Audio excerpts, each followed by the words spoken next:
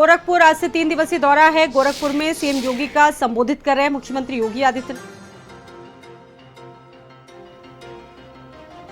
के अंतर्गत आयोजित इस नेशनल कॉन्फ्रेंस के समारोह के अवसर पर मंच पर उपस्थित गोरखपुर के महापौर डॉक्टर मंगलेश श्रीवास्तव जी, माननीय सांसद श्री रविकिशन शुक्ला जी, सभी माननीय विधायकगण, नेशनल कॉन्फ्रेंस में उपस्थित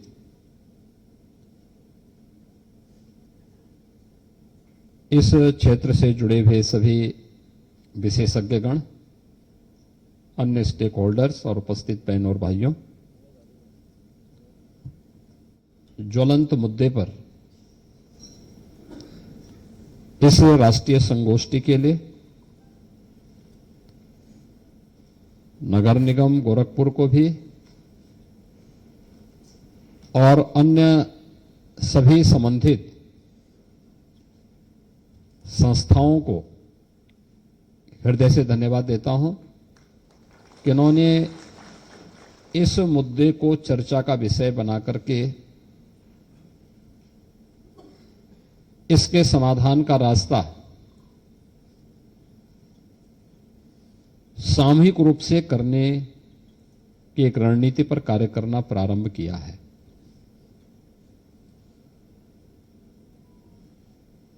राष्ट्रपिता महात्मा गांधी ने एक बात कही थी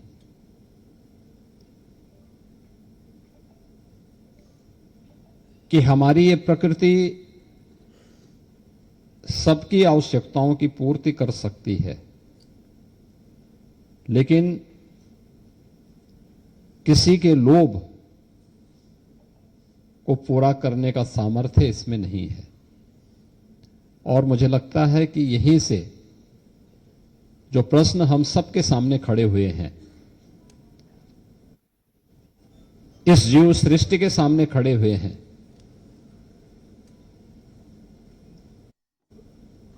हम इसका समाधान उसी में देख सकते हैं। एयर क्वालिटी इंडेक्स में गोरखपुर ने एक अच्छी छलांग लगाई है। आपके सामने नवंबर से फरवरी का महीना राष्ट्रीय राजधानी क्षेत्र के अंदर जो स्थितियां पैदा होती हैं, जिसमें माननीय उच्चतम न्यायालय को बार बार इंटरवेन करने के लिए मजबूर होना पड़ता है, वह दृश्य भी होता है जिसमें पूरा एनसीआर क्षेत्र एक गैस चैम्बर में बदल जाता है।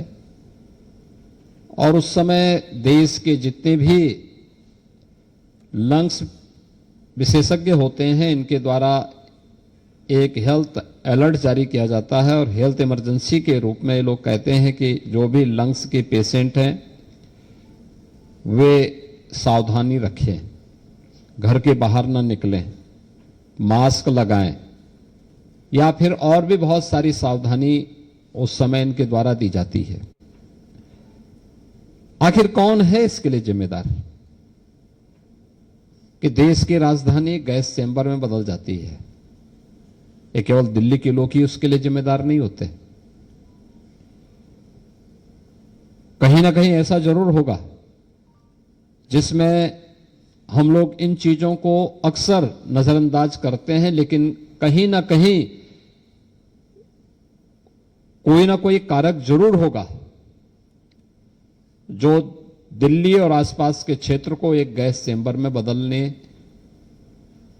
बदल करके लोगों के स्वास्थ्य के साथ और उनके जीवन के साथ खिलवाड़ करने की एक स्थिति पैदा कर दी जाती है। और मुझे लगता है कि उन चीजों के बारे में हम सबको आज समय आ गया है। प्रधानमंत्री जी ने वैसे ही नहीं कहा कि हमें सन 2070 तक नेट जीरो के लक्ष्य को प्राप्त करना है। नेट जीरो का मतलब कार्बन उत्सर्जन को न्यूनतम करने की दिशा में बढ़ाए जाने वाले कदम। पिछले 10 वर्ष में इसके लिए अनेक कार्यक्रम चलाए गए। आपने देखा होगा, पहले नगरीय क्षेत्रों में स्ट्रीट लाइट लगती थी, हैलोजन लगते थे, वो ऊर्जा भी ज्यादा लेती थी, आवाज भी करती थी और कार्बन उत्सर्जन भी ज्यादा करती थी। कहीं लाल लाइट लग जाती थी, कहीं पीली लाइट लग जाती थी, कहीं पर किसी अन्य कलर की लगती थी और ऊर्जा की खपत बहुत ज्यादा होती थी। उसमें कीड़े मकोड़े भी आते थे, वे जलते रहते थे, उनसे भी आपने देखा होगा कितनी बदबू, उसके सामने उसके नीचे कोई खड़ा हो जाए बहुत बदबू होती थी। लेकिन हम लोगों ने 2017 में प्रदेश भर से 16 लाख हैलोजन लाइट को हटा करके उसकी जगह एलईडी स्ट्रीट लाइट दिया। आप आश्चर्य करेंगे कि पैसा हमने एक भी खर्च नहीं किया। हमने ईएसएल को ये जिम्मेदारी दी कि वह ये जितने भी हैलोजन हैं इनको हटा करके इनकी जगह एलईडी स्ट्रीट लाइट लगा ले और इसको 7 वर्ष तक इसके रखरखाव की जिम्मेदारी वो ले। पैसा हम नहीं देंगे, एनर्जी में जितनी बचत होगी उसका जो डिफरेंस होगा उसको आप ले लीजिए। और वे सहमत हुए। उन्होंने सभी 16 लाख एलईडी स्ट्रीट लाइट हटाकर एलईडी स्ट्रीट लाइट बदली हैलोजन हटा करके। आपने देखा होगा कि आज भी हमारे नगर निकायों में प्रदेश के अंदर लगभग 1000 करोड़ रुपए की प्रतिवर्ष बचत होती है इसके कारण। यानी जो पैसा हम केवल ऐसे वेस्ट कर दे रहे थे, जिसकी कोई कीमत नहीं होती थी, जिसको हमें मान करके चलते थे कि चाहे पैसा सरकार दे या बिजली कंपनियों पर इसका बोझ पड़े, और बिजली कंपनी कहां से देंगे, वो भी सरकार को ही उसके कर्ज को चुकाना पड़ता है। या आप एक ईमानदार करदाता को मजबूर कर देते हैं, जो टैक्स पेयर है उसका शोषण कर रहे हैं इसके माध्यम से कि ज्यादा पैसा आप उससे वसूल कर रहे हैं। उसका दुरुपयोग होता था। आज कम से कम नगर निकाय इस 1000 करोड़ रुपए की का उपयोग, इसका सदुपयोग अन्य सुविधाओं को देने में कर सकते हैं, ज्यादा बेहतर सुविधाएं देने में कर सकते हैं। एक प्रयास वहां से प्रारंभ हुआ था। और इसके उपरांत हम लोग कहीं जाते थे तो हम लोग देखते थे प्रधानमंत्री जी का अक्सर स्वच्छता में बहुत जोर होता था। आपने पहली बार देखा होगा देश के अंदर 12 करोड़ घरों में शौचालय बनाए गए। पहली बार आपने देखा होगा तो हम लोग देखते थे पीएम प्रधानमंत्री जी कहीं आते थे तो उनके चौपर के लैंड होने के साथ ही अगर आप कितनी भी सफाई कर लेंगे तो सफाई उसी समय सबके चेहरे को बेनकाब कर देती थी, क्योंकि जैसे चौपर लैंड करता था उसके साथ प्लास्टिक का कूड़ा अगल बगल इतना गिर जाता था कि कितनी भी सफाई करेंगे तो आपकी पूरे उसको वहां पे पर्दाभास कर देता था। तो मैंने 4-5 जगह देखा कि हमारे स्थानीय स्तर पर प्रशासन कहता था सब अच्छा है, साफ सफाई है, सब कुछ ठीक है, लेकिन अचानक जैसे उनके 3 हेलीकॉप्टर लैंड करते थे उसके साथ पूरा कूड़ा अगल बगल जम जाता था।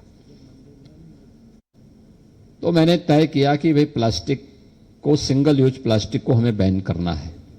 हमने 2018 में मैंने बैठक की, कैबिनेट की बैठक में प्रस्ताव मंगाया तो कैबिनेट के हमारे बहुत सारे साथी पहले कहने लगे नहीं साहब बैन नहीं करना चाहिए, इससे बहुत सारे लोगों पर प्रभाव पड़ेगा। मैंने 3 महीने के लिए स्थगित किया। फिर 3 महीने के बाद फिर आया, फिर वही बातचीत हुई। मैंने इस बार जबरदस्ती उस प्रस्ताव को पास कराया। मैंने कहा नहीं, ये पास होना है और मैंने कहा इससे नए रोजगार के भी सृजन होंगे। इस दौरान हमने विश्वकर्मा श्रम सम्मान की स्कीम एक लागू करने की तैयारी कर ली थी, जिसके अंतर्गत माटी कला बोर्ड के माध्यम से जो लोग मिट्टी के बर्तन बना सकते थे उनको हम लोगों ने कहा भी इनको इलेक्ट्रिक और सोलर चाक हम देंगे। ये जो मैनुअल बर्तन बनाते हैं तो मैनुअल बर्तन बनाने में इनको बहुत होगा, एक व्यक्ति एक दिन में 50 से 60 बना पाता है, लेकिन जब हम इनको इलेक्ट्रिक और सोलर चाक देंगे तो ये 400 से 500 बर्तन बना पाएंगे। मिट्टी हम फ्री देंगे और मिट्टी के बर्तन का दाम उतना रखेंगे जो एक प्लास्टिक के कप गिलास या प्लेट के बराबर उसकी कीमत हो पाएगी। और परिणाम क्या रहा, वो उसको कंपटीशन करने लग गया।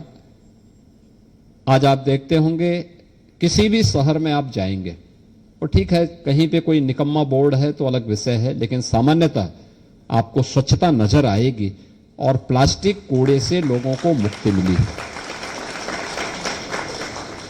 प्लास्टिक कूड़े से मुक्त मिली है तो मैं गोरखपुर सिटी में ही देखता हूं इस चीज को। 2017 के पहले 1 घंटे अगर बरसात पड़ती थी तो सिटी में 3 से 4 फीट तक वाटर लॉगिंग होती थी। हमने 2017 में यहां के प्रशासन से कहा कि भाई देखो अपने ड्रेनेज सिस्टम को ठीक करो। इसके बाद 18 में थोड़ा प्रयास हुआ, अच्छे परिणाम आए।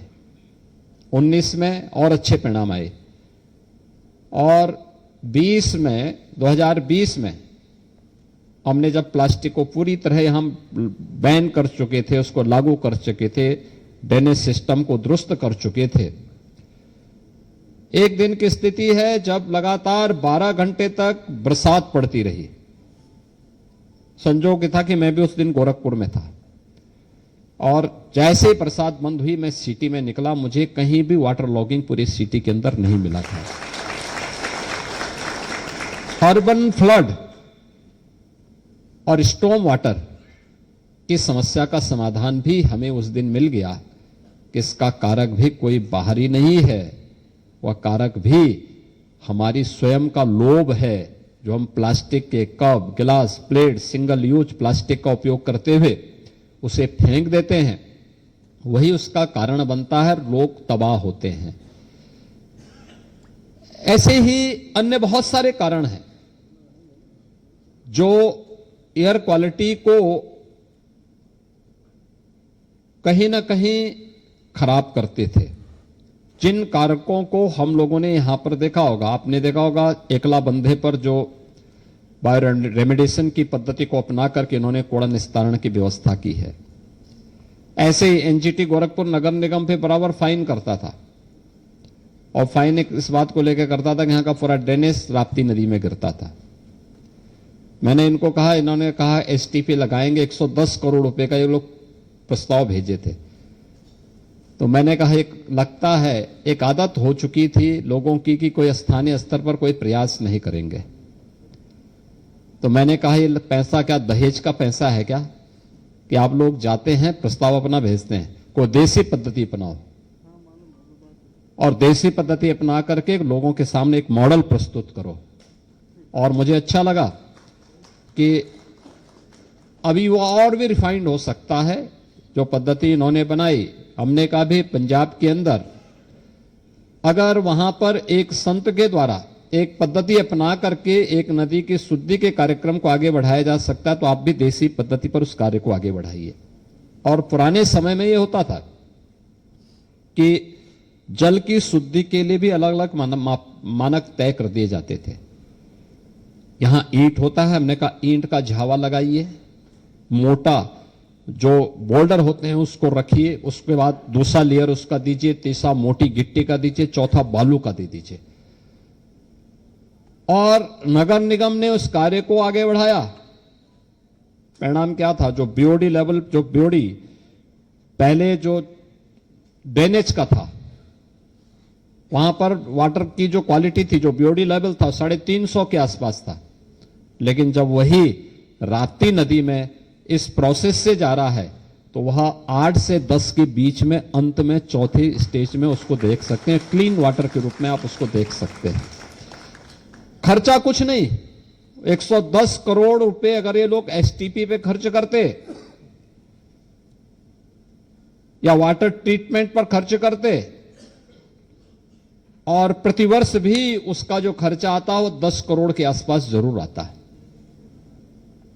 और उसके उपरांत क्या स्थिति होती इनके लिए, न वो 10 करोड़ लोग खर्च कर पाते, ना उसको एसटीपी को ही ये लोग चला पाते। परिणाम क्या था, अंततः नदी में वही सब कुछ होता है। एनजीटी को दिखाने के लिए एक नमूना जरूर खड़ा हो जाता है, लेकिन आज की देसी पद्धति कुल 6 करोड़ रुपए खर्च करके सालाना खर्चा इनका 4 से 5 लाख रुपए आता है। और जल की शुद्धि के मानक को अलग से इन्होंने प्रस्तुत कर दिया है कि हां ऐसे भी हो सकता है, उसमें और भी अच्छी गुंजाइश है करने की। और मुझे लगता है कि उसको समय के अनुरूप हमें आगे बढ़ाना चाहिए, उसको एक प्रक्रिया का, प्रोसेस का और एक सक्सेस स्टोरी का हिस्सा बना करके इस प्रकार के कार्यक्रमों को आगे बढ़ाना चाहिए। गोरखपुर एक अच्छी सिटी है, और अच्छी सिटी इसलिए कि अगल बगल पर्याप्त फॉरेस्ट है, हमारे पास लैंड पर्याप्त मात्रा में अगल बगल के क्षेत्रों में भी है, झील है, जगह जगह झील है। रामगढ़ ताल इधर है, उधर चिलवा ताल है, महेसरा ताल है, रोहिन नदी है, राप्ती नदी है, इधर गोर्रा नाला और नदी भी है। पर्याप्त मात्रा में झीलें हैं, पर्याप्त मात्रा में यहां पर लैंड है और फॉरेस्ट भी है। काफी लैंड आपके पास ऐसी है जहां पर आप लोग सिटी फॉरेस्ट को भी डेवलप कर सकते हैं। मियावाकी फॉरेस्ट को भी कुछ जगहों पर यहां पर आगे बढ़ाने का काम हुआ है। और सिटी के उस सरप्लस लैंड का उपयोग हम लोग कर सकते हैं, जिसके माध्यम से आप कार्बन उत्सर्जन को न्यूनतम स्थिति में करने में सफल हो सकते हैं।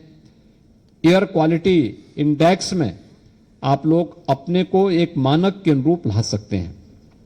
और अच्छे प्रयास सभी शहरों ने उत्तर प्रदेश के अंदर, और खासतौर पर जो हमारे 17 म्युनिसिपल कॉरपोरेशन है जिसको हम लोग ने स्मार्ट सिटी के रूप में डेवलप करना प्रारंभ किया है, इन सबके द्वारा किए गए प्रयास एक अच्छी दिशा में आगे बढ़ रहे हैं। प्रदेश में हम लोगों ने वृक्षारोपण के कार्यक्रम को भी बड़े पैमाने पर आगे बढ़ाया है। और मुझे बताते हुए प्रसन्नता है कि अकेले उत्तर प्रदेश ने पिछले 8 वर्ष के अंदर 210 करोड़ वृक्षारोपण के कार्यक्रम को सफलतापूर्वक क्रियान्वित किया है। केवल पेड़ ही नहीं लगाए, केवल पेड़ ही नहीं लगाए हम लोगों ने, बल्कि पेड़ लगाने के साथ साथ यह भी सुनिश्चित किया कि वे पेड़ आगे बढ़े भी।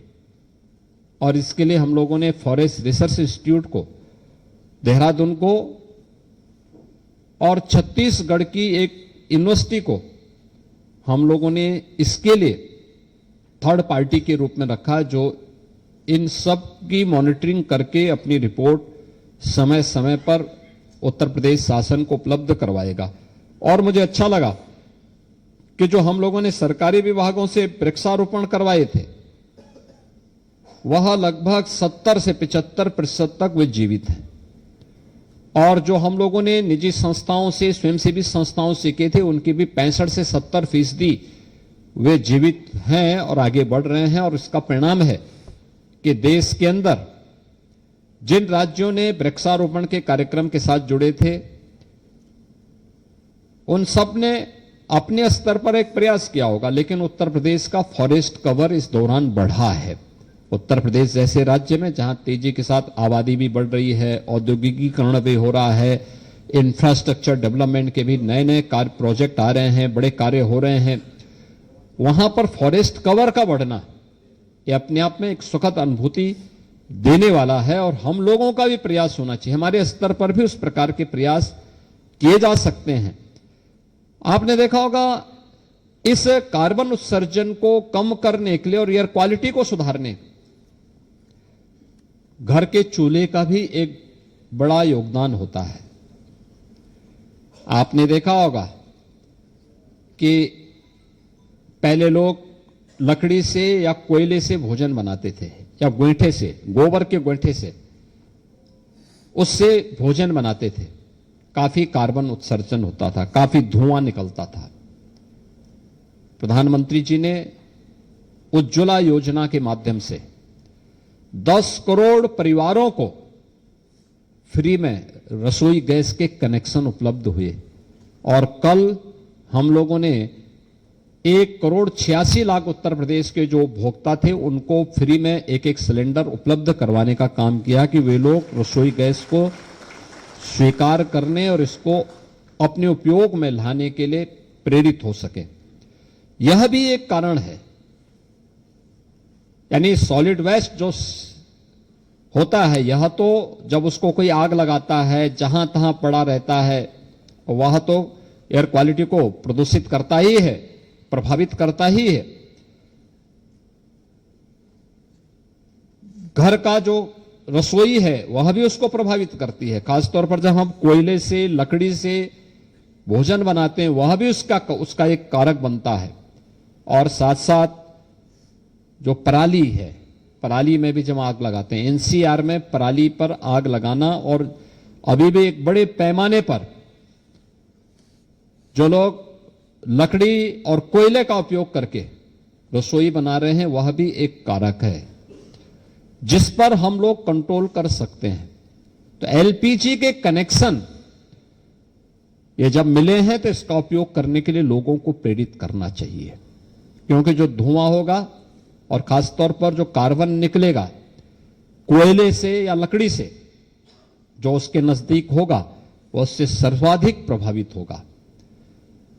उसके लंग्स प्रभावित होंगे, उसकी आंखें प्रभावित होंगी। हमें उनको बताना पड़ेगा कि स्वास्थ्य पर प्रतिकूल प्रभाव पड़ रहा है, इसको ठीक करिए आप। तो हमें उसके बारे में भी लोगों को बताना पड़ेगा। जो फसल के वेस्ट को जलाने की कार्रवाई हो रही है, आज तो हम ये फसल की जो पराली जलाई जा रही है इसके वेस्ट का भी अतिरिक्त पैसा किसानों को दे रहे हैं। इसके लिए तमाम संयंत्र स्थापित किए जा रहे हैं, इथेनॉल बनाए जा रहे हैं। हमने गोरखपुर में ही एक इस प्रकार का संयंत्र लगाया है जहां पे किसान से, यानी किसान अपनी फसल का तो दाम पहले ले रहा है, लेकिन अगर पराली से भी वो लेना चाहेगा तो पर कुंटल के हिसाब से हम उसको अतिरिक्त पैसा इसका अतिरिक्त उपलब्ध करवाते हैं। तो हर एक व्यक्ति के पास अतिरिक्त आमदनी का स्रोत भी हो गया और पर्यावरण को बचाने में भी हम लोग अपना योगदान दे रहे हैं। तो इस पर जो कंप्रेस्ड बायोगैस के संयंत्र लगे हैं इसको हमें स्थानीय स्तर पर भी प्रोत्साहित करना पड़ेगा। इसके लिए भी लोगों को हमें प्रेरित करना होगा कि वे लोग भी इसके साथ जुड़ सकें। इन सभी कार्यक्रमों को एक साथ अगर हम मिलकर के करेंगे एक अच्छी दिशा में आगे बढ़ सकते हैं। हमारा प्रयास होना चाहिए, इस सामूहिक प्रयास का हिस्सा होता है। वाटर कंजर्वेशन अगर हम करेंगे, जैसे गोरखपुर सिटी और उसके आसपास में सबसे अच्छा क्या है कि अगर हम यहां की जल की गुणवत्ता को बनाए रख करके यहां पे जितने भी तालाब हैं वो माफियाओं को इन पर कब्जा करने से रोकेंगे तो यही तालाब आपके जीवन के आधार भी बन सकते हैं। यहां के फॉरेस्ट कवर को बढ़ाने में योगदान देंगे। यहां पे अनावश्यक धूल के कणों को शोषित करने की सामर्थ्य इनके पास होगी। एक पर्यावरण में नमी के स्तर को बनाए रखने में ये मदद करेंगे और उसका परिणाम आपके लिए जो अनावश्यक रूप से धूल के कण वायुमंडल में आकर के आपके श्वास को और वायु की गुणवत्ता को प्रभावित करते हैं, उसमें भी यह काफी मदद कर सकते हैं। और इसकी शुरुआत हमें प्रयास करना चाहिए कि रेन वाटर हार्वेस्टिंग हर घर में बने। बहुत ज्यादा खर्चा नहीं, लेकिन हमारा प्रयास होना चाहिए। आपके घर के पास के क्षेत्र में जल स्तर को बनाए, भूगर्भीय जल स्तर को बनाए रखने में यह एक बड़ी मदद कर सकता है। और अगर हर एक स्तर पर लोग प्रयास करेंगे कि हमें भूगर्भीय जल के स्तर को बढ़ाए रखना है, तो तालाबों में भी पानी रहेगा, और जो नदियां सूख रही हैं, मर रही हैं। मुझे बहुत अच्छा लगा जब यहां पे प्रशांत जी कह रहे थे इसके बारे में, महाकुंभ के बारे में। महाकुंभ की सफलता के पीछे रहस्य क्या था?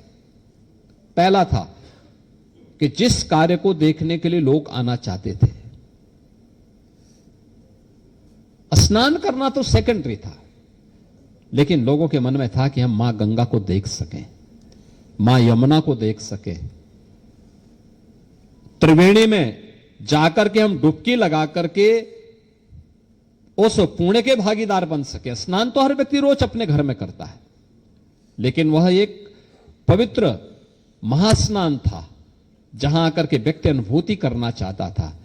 लेकिन अगर गंगा में जल नहीं होता, यमुना जी में जल नहीं होता, त्रिवेणी में गंदगी होती, अव्यवस्था होती, कनेक्टिविटी नहीं होती, क्या होता? कोई नहीं आता। 66 करोड़ से अधिक श्रद्धालु वहां नहीं आ पाता। हमने प्रयास किया कि हर समय वहां पर गंगा जी में 10,000 से लेकर 12,000 क्यूसिक वाटर रहे, और यमुना जी में भी 8 से लेकर के 10,000 क्यूसिक वाटर हर समय मौजूद रहे। और इसको हम लोगों ने जनवरी से लेकर के और फरवरी के बीच में लगातार मेंटेन करके रखा। अगर नहीं होता तो महाकुंभ मेला पहले ही चरण में उखड़ गया होता, लोग नहीं आते। लेकिन हम लोगों ने इसको बनाए रखा।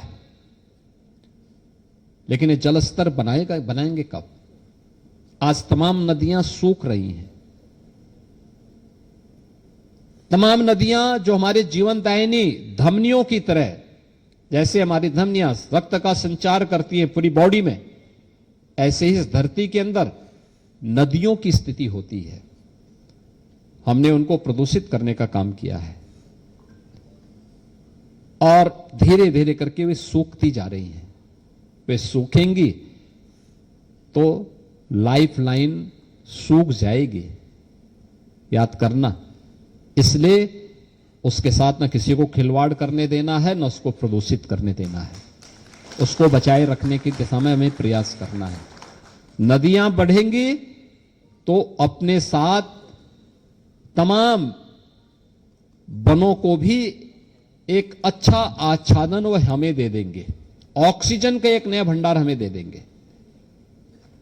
जीवन तो उसी से चलेगा, और नहीं तो बहुत ज्यादा खिलवाड़ करेंगे तो कोविड कालखंड में आपने देखा होगा, सेकेंड वेव के दौरान कैसे मनुष्य तड़प रहे थे, जैसे जल से निकली हुई मछलियां हों।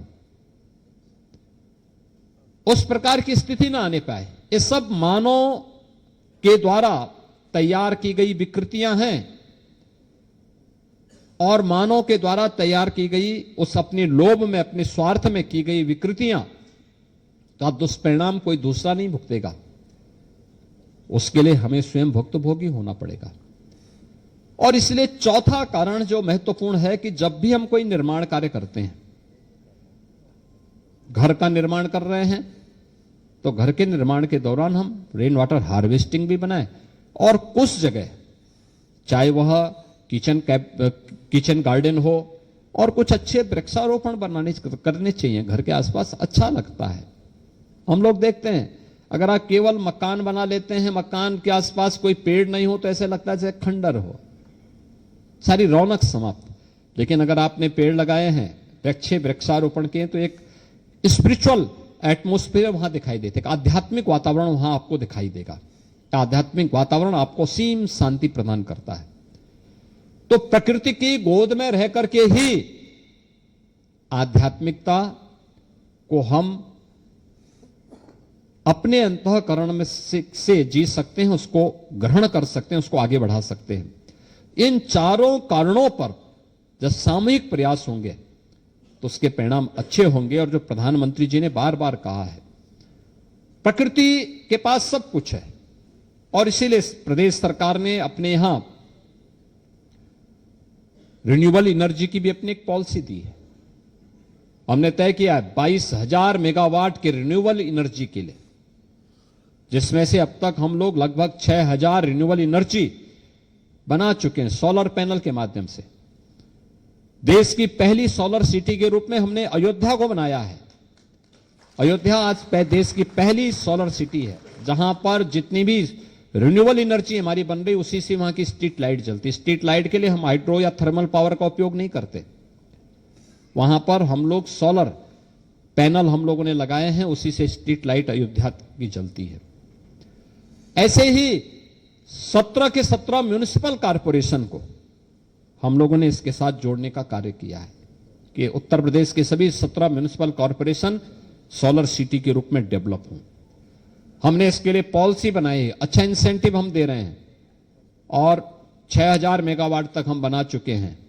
अभी एक ग्रीन कॉरिडोर रिन्यूएबल एनर्जी का हम लोग बुंदेलखंड में तैयार कर रहे हैं, जहां 5,000 मेगावाट रिन्यूएबल एनर्जी इसके माध्यम से हम लोग पैदा करने की दिशा में आगे बढ़ चुके हैं। ऐसे ही प्रदेश के अंदर बायोमास का भी हम लोगों ने एक पॉलिसी हम लेकर के आए हैं। जितने भी पराली और कूड़ा निस्तारण के बारे में जो कार्य हो रहे हैं, कहीं एनटीपीसी हमारे साथ मिलकर काम कर रहा है, कहीं पे अन्य संस्थान मिलकर के इन कार्यक्रमों के साथ जुड़ रहे हैं। आप तो बड़े बड़े औद्योगिक संस्थान भी इस कार्यक्रम के साथ जुड़ रहे हैं जो से इथेनॉल का उत्पादन कर रहे हैं और उन देशों पर पेट्रोल की निर्भरता भारत की समाप्त हो, वह हमारे इन्हीं संस्थानों से प्राप्त होगी तो एनर्जी भी प्राप्त होगी, हमारा पैसा भी बचेगा और साथ साथ हम पॉल्यूशन को भी नियंत्रित करने में सफल हो सकते हैं। तो ये सभी कार्यक्रम यहां पर तेजी के साथ आगे बढ़ाने का। और तीसरा जो हमारे पास सबसे बड़ी संभावना वह ग्रीन एनर्जी, ग्रीन हाइड्रोजन का है और ग्रीन एनर्जी का है।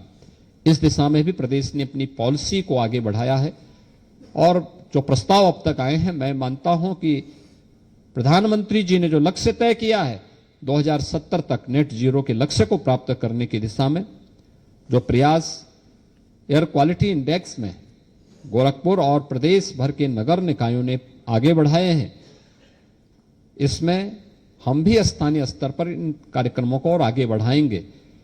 खासतौर पर इसमें जनप्रतिनिधियों की भागीदारी है, विधायकगण, हमारे पार्षदगण। और याद रखना, कोई भी आंदोलन तब तक सफल नहीं हो सकता जब तक उसमें जन सहभागिता ना हो। आम जन को इसके साथ जोड़ देना, लोगों को बताना भाई कूड़ा जहां तहां मत फेंको। कोई सामान लेने के लिए जा रहे हैं तो प्लास्टिक का बैग मत लेके जाइए, प्लास्टिक अपने घर से कैरी बैग लेकर के जाइए, एक जिसमें कपड़े का हो या कोई ऐसा हो जिसके माध्यम से हम आगे बढ़ा सकते हैं। और मुझे बताते हुए प्रसन्नता, प्लास्टिक का एक नया हम लोग सब्स्टिट्यूट दे चुके हैं। देश का पहला पीएलए प्लांट, पॉलीलैक्टिक एसिड से जुड़ा हुआ एक ऐसा प्लांट जिसमें हम लोग अब उससे बनने वाले उत्पाद को, अभी मैंने पिछले दिनों ही लखीमपुर खीरी में उस संयंत्र का शिलान्यास किया है। अगले 1 वर्ष के अंदर वह अपना प्रोडक्शन प्रारंभ कर देगा।